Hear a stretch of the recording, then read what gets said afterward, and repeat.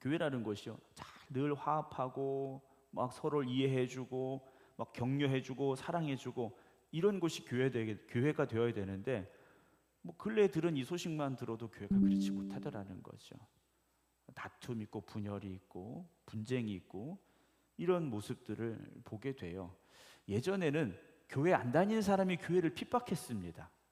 교회 안 다니는 사람들이 막 교회를 핍박했는데, 요즘은 그러면 이제 법적으로 문제가 되니까 안 그래요. 근데 교회 안에서 우리끼리 그렇게 된다라는 거죠. 참 안타까운 상황이지 않습니까? 그러지 않아야 되는데 교회 안에 있는 우리가 오히려 분열이 되고 다툼이 되는 경우들을 보게 됩니다. 왜냐하면 우리가 사실 완전하지 않아요. 우리가 완전하지 않기 때문에 그런 다툼이나 그런 분열이나 분쟁이 있을 수가 있어요. 그건 뭐 없을 수는 없습니다. 그러나 그것을 어떻게 해야 됩니까? 믿음으로 기도하고 사랑으로 품어 안아주고 하나님 주신 말씀으로 붙잡아서 하나가 되도록 노력해야 된다라는 거죠. 의견이 다를 수는 있습니다. 그러나 의견이 다른 걸 다툼으로 분쟁으로 만들어가지 않고 그걸 잘 협력하고 서로의 뜻을 이해해주고 용납하려고 하면 오히려 더 성장할 수 있는 거지 않습니까? 바울은 교회를 핍박했던 사람이에요. 예전에는 교회 밖에서 교회를 핍박했던 사람입니다. 왜냐, 그게 자기는 옳다고 생각했거든요. 자기가 믿고 있는 유대교 신앙에 근거하면 이 초대교회 교인들은 다 이단들인 겁니다. 잘못된 생각을 가지고 있는 거예요. 어떻게 하나님의 아들이 있느냐? 말도 안 되는 거지 않습니까? 어떻게 죽은 사람이 다시 살아나냐? 이해할 수 없는 거예요. 그래서 핍박하는 일에 앞장섰던 사람이 바로 이 바울 사울이었더라는 거죠. 그런데 그가 부활하신 예수님을 만났지 않습니까? 부활하신 예수님을 만났어요. 그리고 성경이 다시 보여지기 시작한 거지 않습니까? 구약 성경이 예언되어진 그 말씀 하나하나가 다 예수님을 향한 말씀이었고, 우리의 죄를 대신하여 십자가를 지신 그 예수님의 그 사랑이 바울이 깨달아진 거지 않습니까? 그래서 이제는요, 목숨 걸고 복음을 전하는 사도가 됐어요. 그래서 복음을 전하고 교회를 세우고, 그런데 이제는 무슨 일이 벌어진 겁니까? 교회 안에 파가 생긴 거예요. 교회 안에서 나눠짐이 있었다라는 겁니다. 교회 안에서 문제가 생겼다라는 거죠. 자, 바울은 예수님 만나기 이전의 모든 삶을 다 배설물과 같이 여겨서 버리는 것이다 라고 이야기를 했어요. 그 다 소용없다라는 거죠. 가지고 있어봐야 별거 아니라는 겁니다. 왜냐, 이제는 예수님을 만났기 때문에, 그 안에 예수님이 함께 하시기 때문에. 그래서 바울은요, 십자가를 향하여 달려가는 사람이 된 거지 않습니까? 자, 우리가 누군가를 만나서 이야기를 나눕니다. 대화를 나눠요. 그러면 좀 이렇게 이야기하다 보면 그 사람에 대해서 보여지기 시작합니다. 어떤 사람은 처음에는 아유, 뭐 저 사람 별거 아닌 것 같아 라고 생각하고 이야기를 나눴는데, 말을 하면 할수록, 대화를 이어가면 이어갈수록 그 사람 참 대단하구나 라는 것이 느껴질 때가 있어요. 어떤 삶의 깊이와 무게가 느껴지는, 어떤 인격적인 것들이 느껴지는, 어떤 지식의 방대함이 느껴지는 그런 사람들을 보게 될 때가 있어요. 또 그 반대의 경우도 있지 않습니까?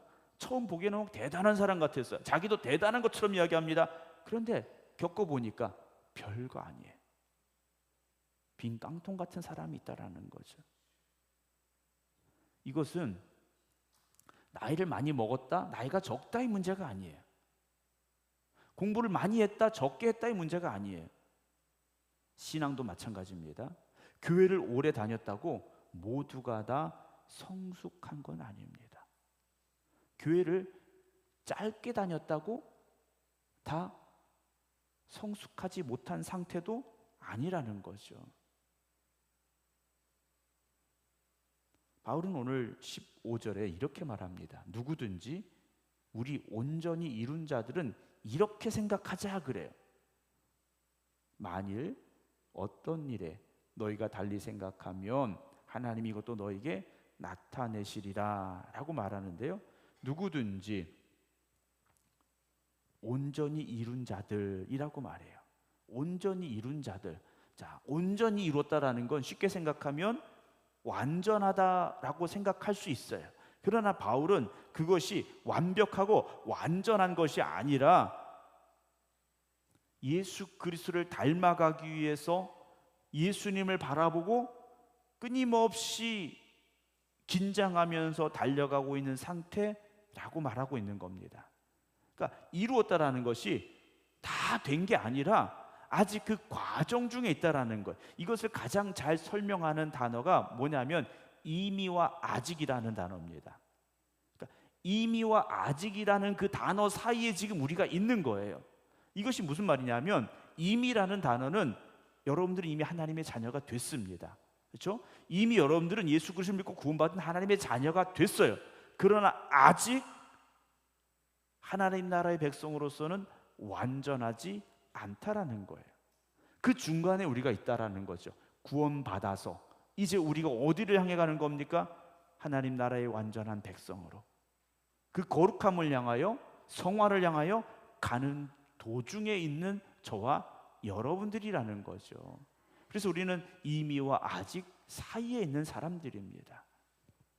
바울은 바로 그걸 말하고 있는 거예요. 성숙한 그리스도인이란 다 성숙된 게 아닙니다. 다 성숙된 게 아니라 그 성숙함을 향하여 그것이 목표가 되고 목적이 되어서 달려가고 있는 사람들이라는 거죠. 12절에서도 바울은 이렇게 말했지 않습니까? 내가 이미 얻었다 함도 아니요 온전히 이루었다 함도 아니라 그래요. 그러니까 바울 자신이 말하는 게 이미와 아직 사이에 나는 있다라는 겁니다. 바울 같은 사람도 완전하다고 말하지 않는 거예요. 저도 마찬가지고 여러분들도 마찬가지입니다. 온전히 이루었다라는 것은 완전함을 말하는 게 아닙니다. 영적으로 완전히 성숙해졌다, 그런 의미가 아니에요. 우리가 달려가고 있는 그 목표가 그리스도의 완전함을 향하여 가고 있다라는 것을 설명해 주고 있다라는 거죠. 그래서 이것은요, 현실에 안주하는 삶이 아닙니다. 오늘의 내 신앙, 오늘의 내 열심, 오늘의 내 상태에 만족하는 게 아니에요. 아직도 부족함을 느끼고 깨닫고 고백하며 조금 더 성숙함을 향하여서, 조금 더 완전함을 향해서 날마다 애쓰는 삶을 우리는 살아가야 된다라는 거죠. 그래서 우리는요, 완전한 자가 아니라는 겁니다. 완전한 자가 아니라, 완벽한 자가 아니라 지금도 우리는 달려가야 돼. 아직도 그 결승점을 향해 달려가야 될 과정 중에 있는 사람들이라는 거죠. 자, 그렇다면 여러분 지금 어느 방향을 향해 달려가고 있습니까? 지난주에도 말씀드렸습니다만 지금 마라톤 경기라고 말씀을 드렸잖아요. 42.195km, 정말 그 긴 거리를 달려서 가야 되는데 42.195km를 달려서 어디에 들어가야 됩니까? 결승점으로 들어가야 돼요. 42.195km를 달렸는데, 아니 뭐 더 넘어서 50km를 달렸는데, 100km를 달렸는데 결승점으로 안 들어가고 딴 데로 가면 소용이 없다라는 거죠. 여러분, 우리가 가야 될 그 길을 벗어나서는 안 됩니다. 마라톤이라는 것은요, 그 정해진 코스가 있어요. 공식으로 정해진 코스가 있습니다. 그 길을 달려서 가야 되는 거예요. 중간에 다른 길로 가면 그 사람은 실격입니다. 실제 그런 경기가 있었어요. 선수들이요, 가다가 길을 잘못 들어서 다른 길로 가버린 겁니다. 그래서 그 경기에 참여한 선수들이요, 거의 다 실격이 되고 마른 거예요. 열심히 달려서 결승점까지 갔는데 인정이 안 되는 거예요. 여러분, 우리 평생을 믿음의 길을 가려고 힘쓰셔야 되고 그 길에서 벗어나지 말아야 됩니다. 그리고 어떻게 해야 됩니까? 멈추지 말아야 됩니다. 42.195km 너무 멀어. 나는 10km 왔으니까, 나는 20km 왔으니까, 나는 30km 왔으니까, 나는 40km 왔으니까, 나는 42km 왔으니까 하고 멈춰서는 안 된다라는 겁니다. 아직 남아있지 않습니까? 그래서 달려온 건 생각하지 마시고 달려갈 길을 생각하셔야 돼요. 내가 뭘 했다, 여러분 그건 잊으시기 바랍니다. 우리가 뭘 했어, 우리가 이만큼 했어, 여러분 그건 중요한 게 아닙니다. 달려나갈 길을 마저 달려가야 되지 않습니까? 끝까지 가야 된다라는 거예요. 그러려면 긴장해야 됩니다. 영적인 긴장감을 놓치지 말아야 돼요. 그래서 16절 보면 오직 우리가 어디까지 이르렀든지, 지금 우리가 뭐 10km 왔든지 20km 왔든지 30km 왔든지 40km 왔든지 어떻게 하라고요? 그대로 행하라. 지금처럼 그대로 하라는 거예요. 믿음의 열심을 잃지 말고 목표를 향해서 끊임없이 달려가라는 겁니다. 우리가 편안하다 보면요, 자꾸 몸이 게을러지게 돼 있어요. 저희 아파트가 10층이지 않습니까? 엘리베이터가 있어서 얼마나 좋은지 몰라요. 그거 점검하는 날은 무조건 걸어 올라가야 됩니다. 네. 근데 편안함이 익숙함이 되고, 익숙함은 곧 게으름이 됩니다. 여러분, 영적인 편안함을 쫓아가지 마시기 바랍니다. 오늘도 새벽에 현장에 나오신 분들이 한 20분 정도, 온라인으로 하신 분들이 한 18분 정도 돼요. 집에서 하셔도 기도하시면 돼요. 제발 이불 속에서는 하지 마시기 바랍니다. 네. 그래도 나는 새벽기도 온라인으로도 했어. 네, 잘하셨어요. 그러나 편안함을 쫓아가서는 안 됩니다. 뭐 찔리는 분이 계신가요? 네. 기도의 자리로 나오셔야 돼요. 네. 집에서 하셔도 물론 다른 가족들이 있기 때문에 조금 불편할 수 있습니다. 그러면 방에서라도 이불에서 나오셔서 옆으로 가셔야 돼요. 네. 집에 신방상 있으시잖아요. 옆에 놓으시고 성경 펴시고 기도하셔야 돼요. 예배 시간에 교회 나오는 거 여러분 정말 잘하시는 겁니다. 우리가 함께 예배 드린다라는 건 내가 절대자 하나님 앞에 나아가는 시간이고요, 또 함께 신앙생활하는 이들과 함께 예배 드릴 수 있는 이 공동체 예배가 중요하기 때문이에요. 여러분, 영적인 긴장감을 가지고 편안함을 쫓지 아니하고 늘 주님의 하나님의 나라를 향하여서 믿음의 열정을 가지고 달려갈 수 있는 우리 모두가 되기를 주님의 이름으로 축원합니다. 어제도 지방의 어떤 목사님하고 이렇게 감리사님하고 또 목사님 또 이렇게 얘기를 하다 보니까 월요일 새벽 기도를 안 하신대요. 이제 제 마음 한편에 좋을까? 네, 편할까? 그래서 월요일날 뭘 볼 일 있으시면 주일날 오후에 가시면 된대요. 갔다가 이제 월요일 밤에라도 오시면 된다고 얘기를 하시더라고요. 뭐 목사가 그렇게 할 일이 많겠습니까? 네, 저는 그렇게 생각을 해요. 목사가 1박 2일씩 어디 개인적인 일을 봐야 될 일이 그렇게 많지는 않아요. 있죠. 없는 건 아닙니다. 근데 매주 있지는 않은 것 같아요. 제가 여러분들에게 드리는 그런 말씀이지 않습니까? 저도 편안하고 싶은 마음이 왜 없겠어요? 피곤할 때는 좀 더 자고 싶은 마음도 없지 않아 있을 것 같아요. 네. 그러나 어떻게 해야 됩니까? 그걸 이겨야죠. 네. 전 그렇습니다. 제가 기도 안 하면 여러분 기도 안 해요. 네. 그렇지 않습니까? 제가 월요일 새벽 기도 쉽니다. 새벽 기도 저 안 나옵니다. 알아서 기도하세요.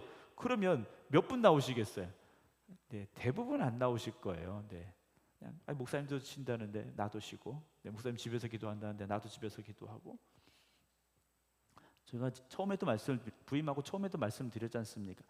그 교회의 신앙의 수준은 담임 목사 이상으로 올라가기가 어려워요. 물론 제가 여러분들보다 믿음이 더 뛰어나고 신앙의 수준이 높다라는 말씀은 아니에요. 그러나 담임 목사의 믿음의 열심을 뛰어넘는 교인을 찾기가 쉽진 않습니다. 쉽진 않아요. 그래서 여러분들은요, 저의 믿음의 열심을 위해서 기도해 주셔야 됩니다. 네. 우리 목사님 게을러지지 않기를 기도하셔야 돼요. 17절에 바울이 말하면 형제들아 너희는 함께 나를 본받으라 그래요. 바울이 그래서요 그렇게 말하는 겁니다. 나를 본받으라고 말하는 겁니다.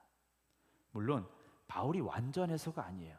바울이 나를 본받으라고 하는 이유는 뭐냐면 바울이 지금 가야 될 길에서 벗어나지 않고 있기 때문이에요. 자기가 처음 가졌던 그 열심이 약해지지 않았기 때문이에요. 바울은 언제라도 복음을 위하여 십자가를 위하여 예수님을 위하여 죽을 준비가 되어 있는 사람이라는 거죠. 그렇기 때문에 바울은요, 나를 본받으라 그래요. 여러분, 우리가 자녀들에게 하는 이야기가 뭡니까? 너는 나보다 나아야 된다라고 말하잖아요. 너는 그래도 나보다 나아야지.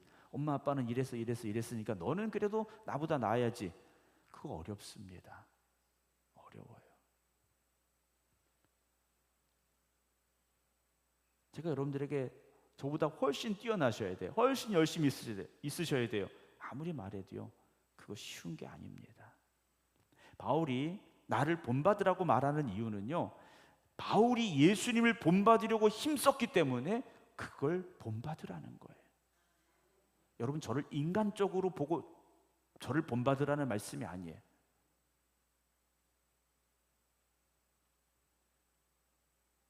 우리가 함께 믿음의 길을 가려고 최선을 다하는 여러분, 그 믿음의 열심을 함께 할 수 있기를 주님의 이름으로 축원합니다.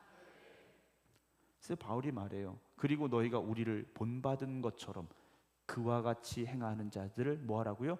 눈여겨봐라 그래요. 그러니까 여러분, 믿음에 열심히 있는 사람만 보세요. 믿음이 없는 사람, 열심히 없는 사람 보지 마세요. 부흥하는 교회를 보시고 열심히 있는 교회를 보세요. 믿음 없는 사람 보면요, 우리도 그렇게 닮아갑니다. 열심 없는 사람 보면 우리도요, 그렇게 닮아가요.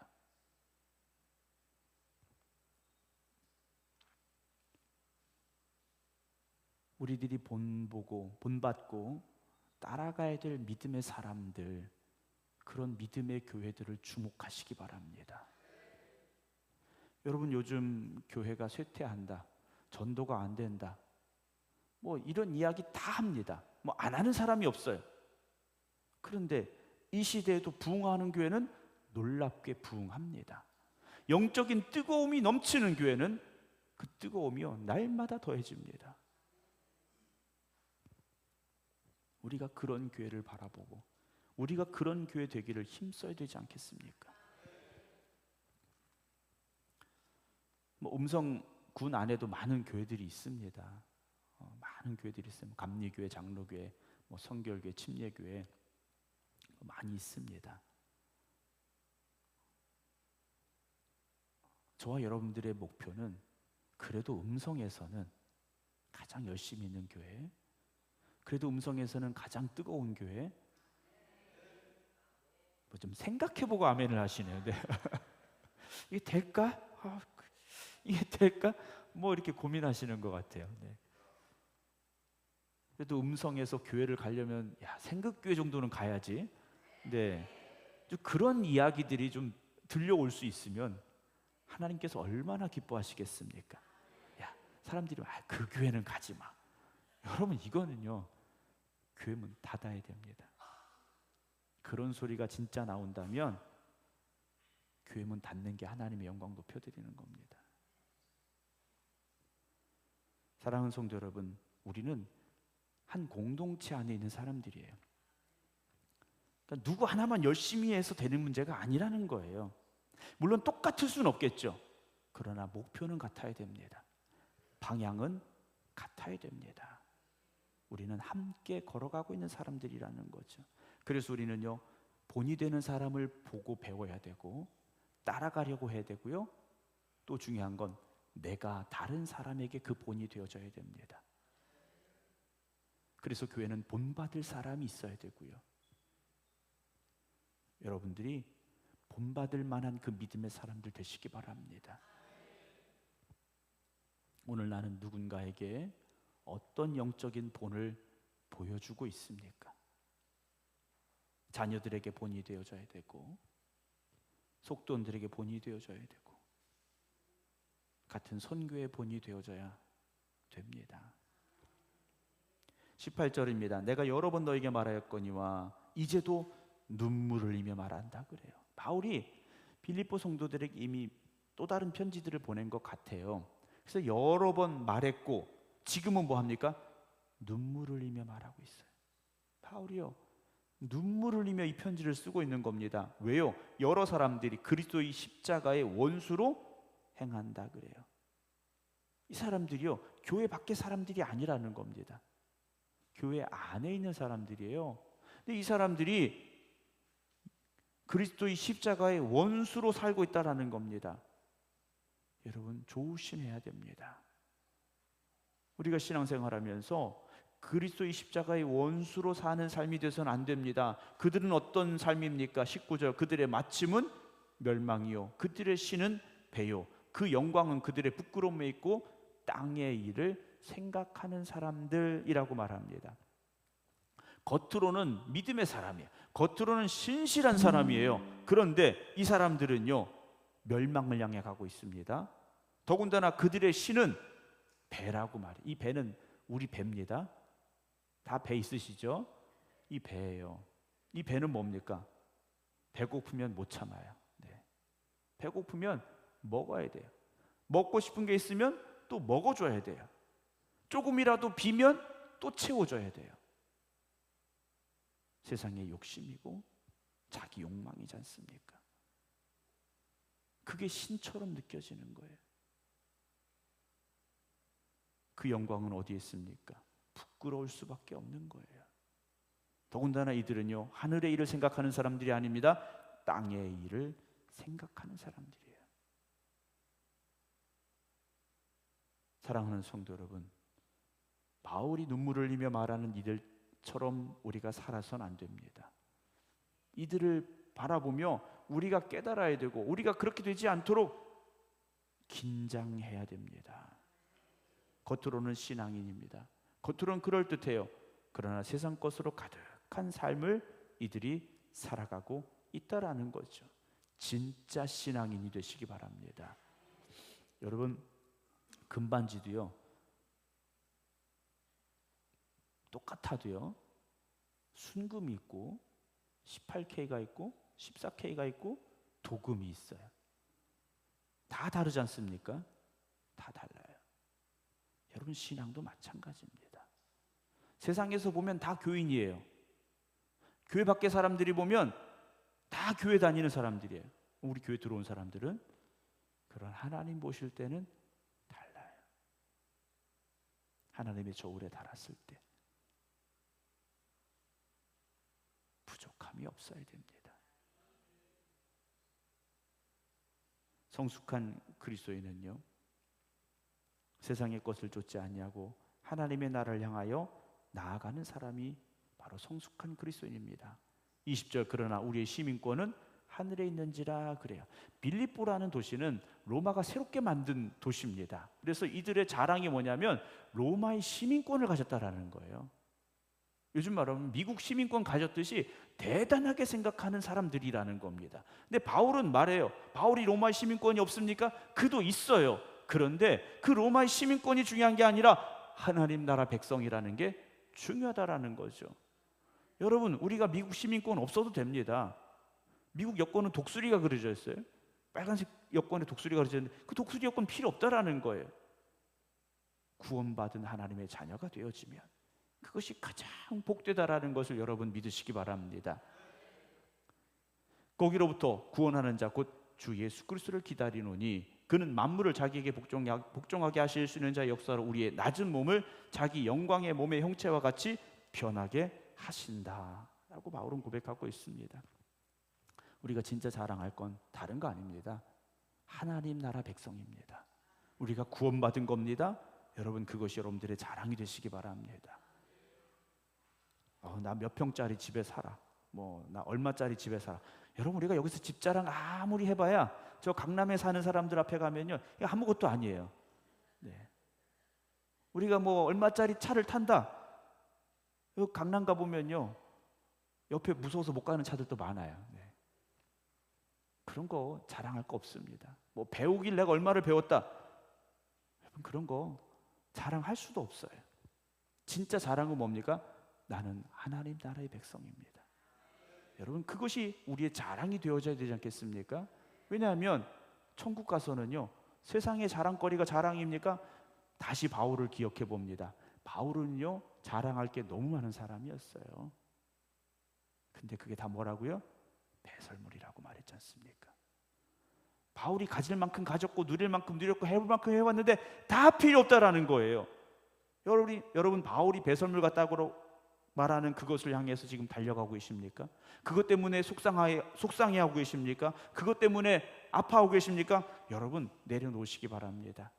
예수 그리스도의 십자가가 우리 자랑이 되어지고 하나님 나라 백성이 된 것이 여러분들의 기쁨이 되시기를 주님의 이름으로 축원합니다. 여러분 우리는 결승점을 향해 달려가고 있는 사람들입니다. 조금 더 달려가면 됩니다. 조금만 더 힘내면 됩니다. 여러분 멈추지 마시기 바랍니다.